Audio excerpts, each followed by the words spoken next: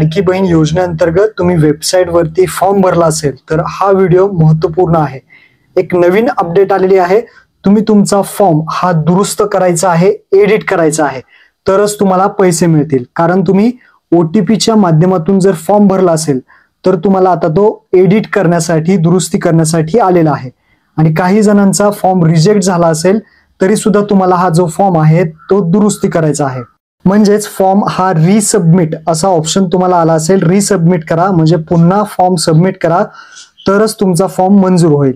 तर आपल्याला पुन्हा फॉर्म रिसबमिट करायचा आहे म्हणजे एडिट करायचा आहे, त्याच्यामध्ये दुरुस्ती असेल, डॉक्युमेंट्स वगैरे असतील, सर्व फॉर्म एडिट करून पुन्हा हा फॉर्म सबमिट करायचा आहे। तर तो कशा पद्धतीने सबमिट करायचा, एडिट करायचा, दुरुस्त करायचा ते आपण या व्हिडिओमध्ये जाणून घेणार आहे। तर चला मित्रांनो व्हिडिओ सुरू करूया।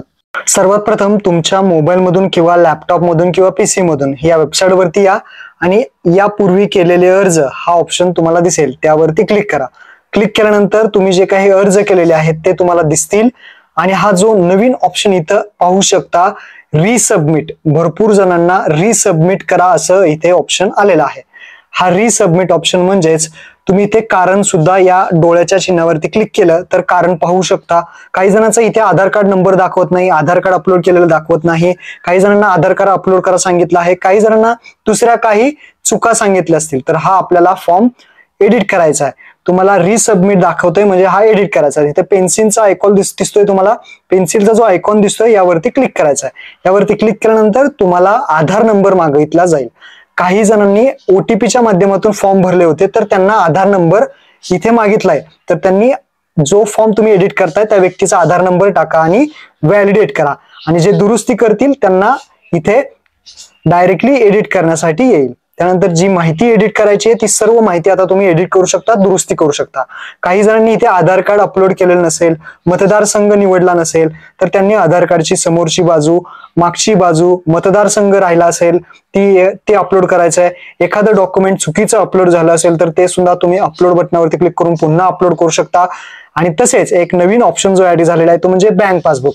तर हे बँक पासबुक सुद्धा तुम्ही इथे अपलोड करून घ्यायचं आहे। भरपूर जणांनी जे OTPने फॉर्म भरले त्यांचे बँक पासबुक इथे राहिलेले होते ते अपलोड करायचे। जे माहिती चेक करायची आहे, सगळा फॉर्म एकदा बरोबर आहे का चेक करा आणि खाली माहिती साठवावरती क्लिक करायचा आहे। हा एक चान्स तुमच्याकडे आहे, सगळी माहिती भरा आणि माहिती साठवावरती क्लिक करा। आता इथे तुम्हाला दाखवलं जाईल। आता इथे एक काम करायचंय, हा फॉर्म तुम्ही भरला तर इथे कोणकोणते डॉक्युमेंट अपलोड केले एकदा चेक करायचंय। व्ह्यू फाईल वरती क्लिक करून बरोबर आहेत का ते पाहायचे आणि त्यानंतर सबमिट करायचं। सबमिट केल्यानंतर उजव्या साईडला पाहू शकता ऍप्लिकेशन अपडेटेड असं दाखवेल, सबमिट नाही दाखवणार, अपडेट केलेला आहे असं दाखवेल। आणि हा जो फॉर्म आहे पुन्हा आता त्यांच्याकडे चेकिंग साठी गेलेला आहे। आता पहा मी जो फॉर्म एडिट केलेला होता, आता अपडेट केलेला तो इथे पहा पेंडिंग मध्ये आहे।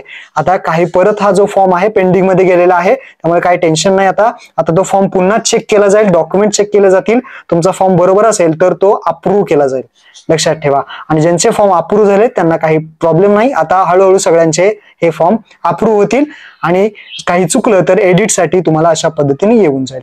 तर महत्त्वपूर्ण हा व्हिडिओ होता, आपल्या सर्व मित्रांना नक्की शेअर करा। धन्यवाद। जय हिंद, जय महाराष्ट्र।